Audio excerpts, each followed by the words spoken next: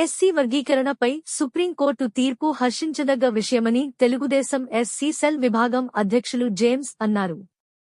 ఈ సందర్భంగా వారు పార్టీ ఆఫీసులో సంబరాలు జరుపుకున్నారు. ఈ సందర్భంగా వారు మాట్లాడుతూ డాక్టర్ బిఆర్ అంబేద్కర్ కల్పించిన రాజ్యాంగ ఎస్సీ రిజర్వేషన్ ఫలాలు అణగారిన దళిత వర్గాలకు జనాభా నిష్పత్తి ప్రకారం దక్కాలని ఎంఆర్పీఎస్ వ్యవస్థాపక అధ్యక్షుడు మందకృష్ణ మాదిగ గత 30 సంవత్సరాలుగా అలుపెరుగని పోరాటం చేశారని, నేటితో ఆ కల నెరవేరిందని, ఎస్సీ వర్గీకరణ సాధన కోసం దేశ ప్రధాని నరేంద్ర మోడీ, రాష్ట్ర ముఖ్యమంత్రి చంద్రబాబు నాయుడు సహకారం అందించారని వారికి కృతజ్ఞతలు తెలిపారు.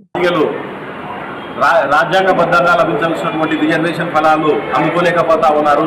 కొన్ని దశాబ్దాలు గడిచినప్పటికీ కూడా మాదిగలు పేదరికంలోనే మగ్గిపోతా ఉన్నారు అనేటువంటి ఒక ఆలోచనతో ఉమ్మడి ఆంధ్రప్రదేశ్ రాష్ట్రానికి ముఖ్యమంత్రిగా చేసినటువంటి ప్రియతమ నేత నారా చంద్రబాబు నాయుడు గారు 1996 ఒక కమిటీ ఏర్పాటు చేసి మాదిగల యొక్క జీవన స్థితిగతులపైన అధ్యయనం చేసి ఆ కమిటీ ఇచ్చినటువంటి నివేదిక ద్వారా 2000 సంవత్సరంలో ఎస్సీ వర్గీకరణ చేసి మాదిగలకు అండగా నిలబడడం జరిగింది.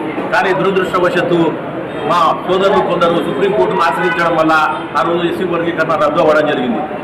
2020 సంవత్సరంలో సుప్రీంకోర్టు ద్విసభ్య ధర్మాసనం ఎస్సీ కొన్ని సామాజిక వర్గాలకు సంబంధించినటువంటి వారు నేటికి కూడా వెనుకబాటులో పేదరికంలో మగ్గిపోతా ఉన్నారు. అందువల్ల రిజర్వేషన్లు వర్గీకరించుకునేటువంటి హక్కు రాష్ట్రాలకు ఉండాల్సినటువంటి అవసరం ఉందని చెప్పేసి ద్విసభ్య ధర్మాసనం తెలియజేయడం జరిగింది. అదేవిధంగా ద్విసభ్య ధర్మాసనం వారి అభిప్రాయాన్ని రాజ్యాంగ ధర్మాసనానికి నివేదించడం జరిగింది.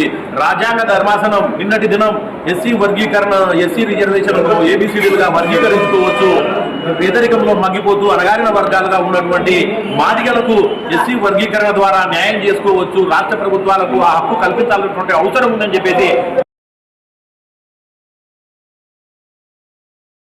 2000 సంవత్సరంలో ప్రియతమ నేత నారా చంద్రబాబు నాయుడు గారు తీసుకున్నటువంటి ఎస్సీ వర్గీకరణ నిర్ణయం ఏదైతే ఉందో ఆ నిర్ణయం వల్ల 4 సంవత్సరాల పాటు అమల్లో ఉండడం వల్ల 22,500 ఉద్యోగాలు పొందడం జరిగింది. అదేవిధంగా ఈ రోజు ఆయన నిర్ణయాన్ని సమర్థిస్తూ సుప్రీంకోర్టు తీర్పునియడం చాలా హర్షించదగ్గ విషయం. ఆ రోజు ప్రియతమ నేత నారా చంద్రబాబు నాయుడు గారు ఎస్సీ వర్గీకరణ నిర్ణయాన్ని తీసుకోవడం వల్ల మాదిగల భవిష్యత్తుకు పునాది వేయడం జరిగింది, మాదిగల భవిష్యత్తు తరాలకు అండగా నిలబడడం జరిగింది.